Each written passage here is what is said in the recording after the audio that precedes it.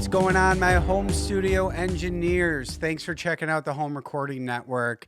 Today's tutorial is a quick video on working with MIDI piano.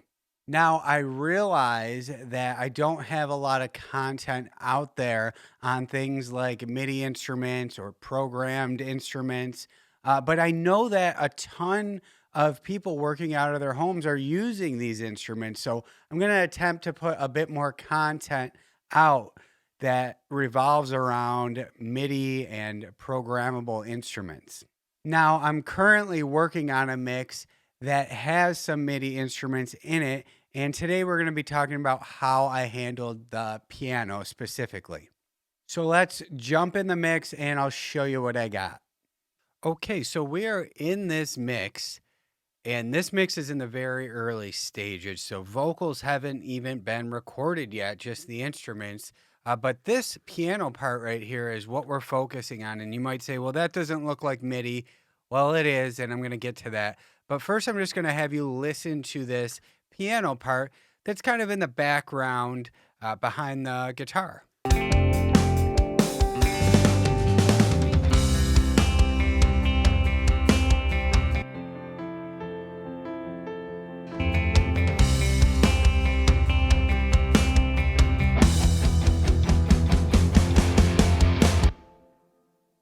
So I think these instruments are all sounding great together, and this piano is definitely filling a void in the background. It's kind of a darker piano, but it's in the background, but you can still make it out. So let's see what I did here. So first of all, you notice that this isn't MIDI information. This is a waveform. So if we look all the way up at the top here, there is this piano old, and this was the MIDI file from when this track was recorded.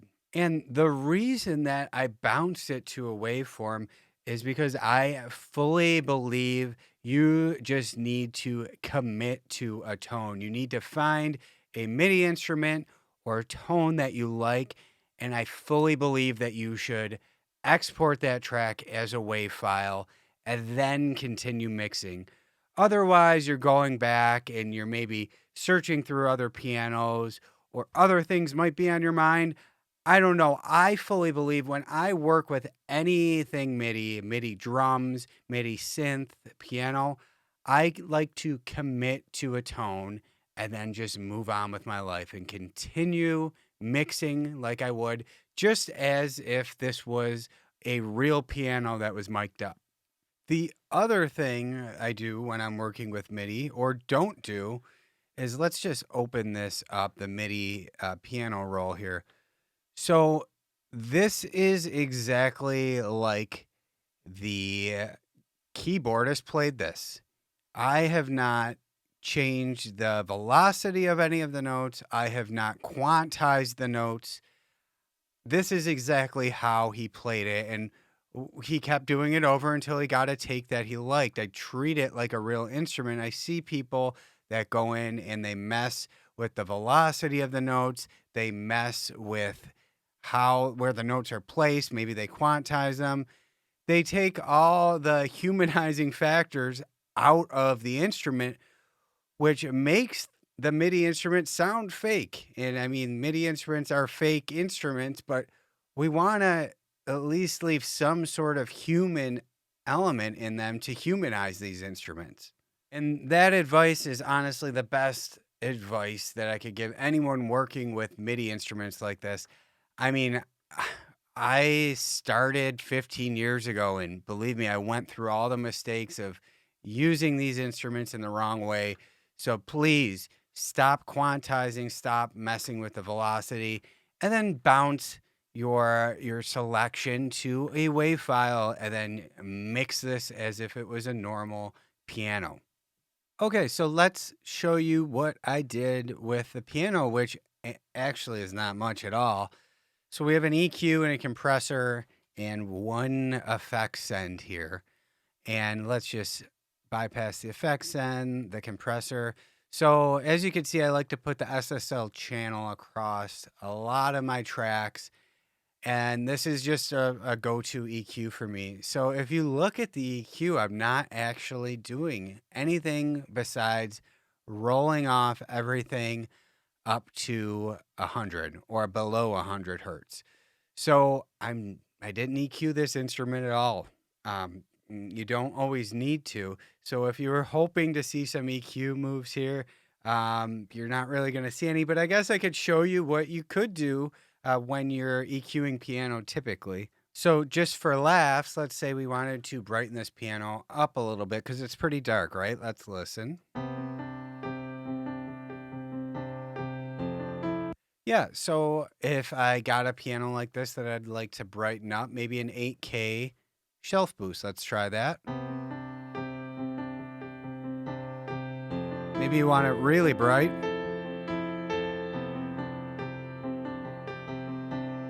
And another good area to boost piano if you want to bring the instrument forward a bit is maybe 1.5 to 2K. So let's just do a 1.5K boost here.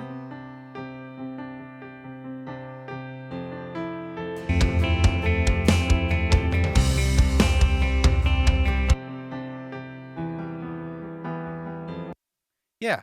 So I really am going to set my EQ moves back because in the context of the mix, I think this piano sounds great, nice and dark. But those are some moves you can make if you are trying to brighten up your piano or anything like that. So let's talk about the compressor next. So I just have the CLA 76 on here, and piano is a lot like acoustic guitar to me. It's an instrument that I don't want to do a ton of compression on. Like a lot of compression on piano doesn't sound great. Same with acoustic guitar. So here we have a pretty gentle attack. It's at 3. The slowest would be at 1. So I'm still letting a good amount of the initial note or transient through. And the release, again, usually anywhere 7 to 6. But let's just see how much compression we're getting here.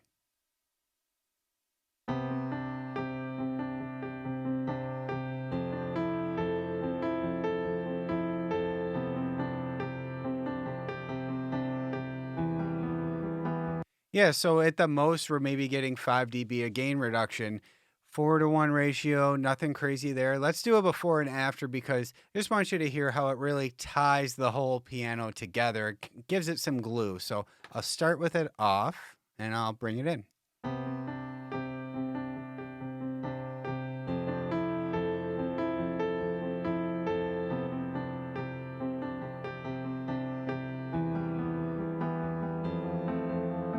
Yeah, it just kind of makes the piano a little bit more defined, and that's a good thing.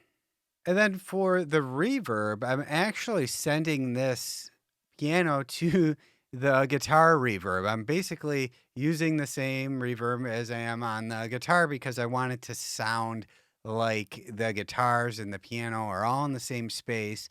And it's a good tip actually. Don't use too much reverb. Try to use one reverb bus for many things. So it seems like all these things are interacting in the same space. So let's just show you with the reverb on.